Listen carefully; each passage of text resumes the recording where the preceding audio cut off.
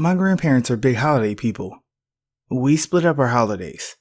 What I mean by that is we alternate where we go each holiday. They come down for Easter. We go to Michigan for 4th of July. They come down for Thanksgiving, and we go up for Christmas.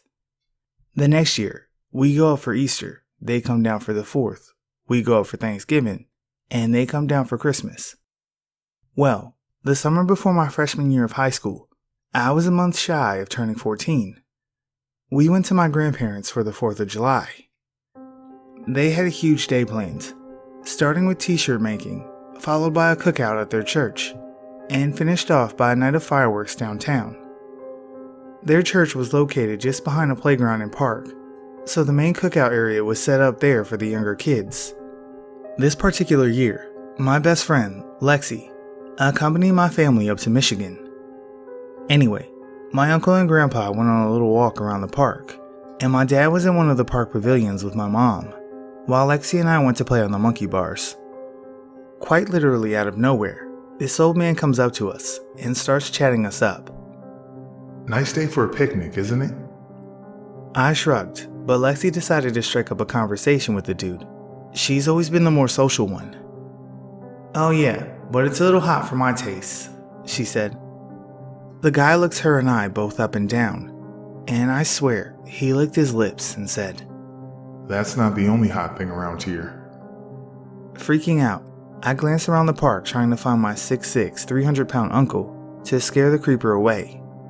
He was all the way on the other side of the park. My dad, apparently seeing the guy and my expression, came over. He's not as big as my uncle, but just as formidable. Hey man, maybe you should leave them alone, he said.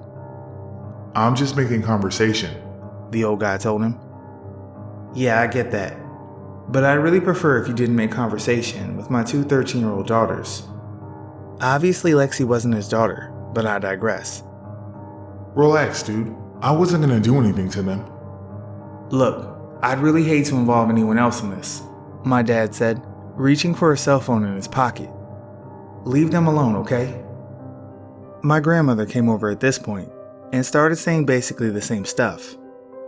This might sound funny, but my dad's mom is one badass old lady. She's stronger than any old lady I've ever met, and she's got energy out the wazoo. To top it all off, she can scream and holler like nobody's business, and make you feel about 6 inches tall in about 30 seconds. Relax, the old guy said. We're all children of God in God's house. I was just trying to enjoy his spirit and talk to these girls. I wasn't doing anything. Finally, my uncle came back from his walk, and my dad called for him. When the old guy saw the size of my uncle, he held up his hands, muttered an apology, and took off before anyone could say another word.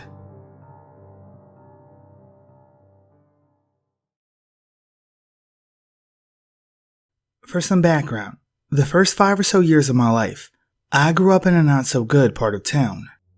It was a rough neighborhood, full of white trash and meth heads, but my family was well respected. We would often have big cookouts, where all of the family would come over, both from my grandpa and grandma's side. It was a huge family, and we were all very close.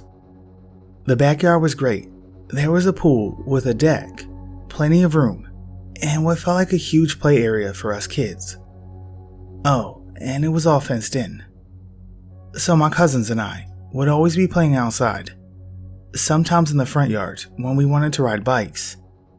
I started noticing this older guy, probably 45 or 50 or so, cruising by regularly on his motorcycle. Then, he started pulling up and stopping on the road and watching us. I didn't know much about what was going on in the area because I was so young. I believe my grandma and maybe my aunt had spoken to him, but this was during business hours, while all the men were at work. It got to the point that we weren't playing outside. When he would pull up, all the lights were turned off, curtains closed, and we had to lay on the floor. I was a little shit who thought I was a badass, so I would try and get up and go confront him, but my aunt would yank me back down. So, fast forward to one of our family cookouts. We're all in the backyard, and there's no way we can be seen from the street. So this guy doesn't know who all is here. But thinking back, I'm sure there was a decent amount of cars. Anyway, someone says he's outside. I see every man in that backyard walk around the front and surround the guy. There was probably about 15. All of us kids were told to stop watching. I don't want to talk my family up or brag, but my dad, grandpa, uncles, and older cousins are not people you want to mess with. That was the last time I ever saw the guy. I don't know what they said or did, but he never came back.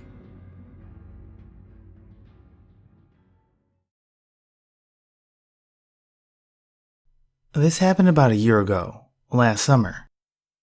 I was going into Philadelphia with my friends Nick and Mike, and Mike's little brother Ethan, who just turned 21. The rest of us are a few years older, for this cookout that was being hosted by the TV show Always Sunny in Philadelphia. We were taking the train in, and it's about an hour ride. When we got on the train, it's the last stop in that direction, so the only people on the train were the four of us, and a few other people who got on the same time we did. It was between 10 and 11 on a Saturday morning. At the next stop, this guy gets on. He looked like he was in his mid-30s. He was wearing a sleeveless black t-shirt with dragons or something on it, a baseball cap, and cargo shorts that went well below the knee, almost capri length. He was shortish and chubbyish and looked unkempt, and was carrying a messenger bag. At this point, there still weren't many people on the train, and I was sitting with my friends near the back, shooting the shit or whatever, and no one was sitting close to us. This guy comes and sits right in front of us, which, whatever, I don't care. We weren't being overly loud or anything. As he sits down, he comments on a Keep Calm and Chive On t-shirt that Mike is wearing, and starts going on about how much he loves the chive. We talk for a couple minutes, and he goes back to a book or a newspaper or something. About half an hour later, 10 or 15 minutes from our final destination, the guy starts chatting with us again, asking about how to get somewhere. We don't really know, but one of my friends looks it up on his phone and shows the guy, who proceeds to copy it down and draw a little map. At this point, I notice he seems a little off and is obsessively checking his watch. The stop we were getting off at was the next to last stop, and this guy said he was getting off at the last one, or so he said. That's what the map said to do, at the stop before ours, the third to last stop.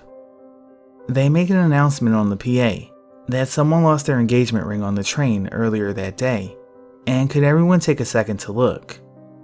This did not sit well with this guy. He stands up and just screams, "Not today, not today, not today." All the rest of us are looking under the seats and stuff. Are you fucking serious? That's one person. There's a whole trainload of people. This is why you insure things. This is why you insure things.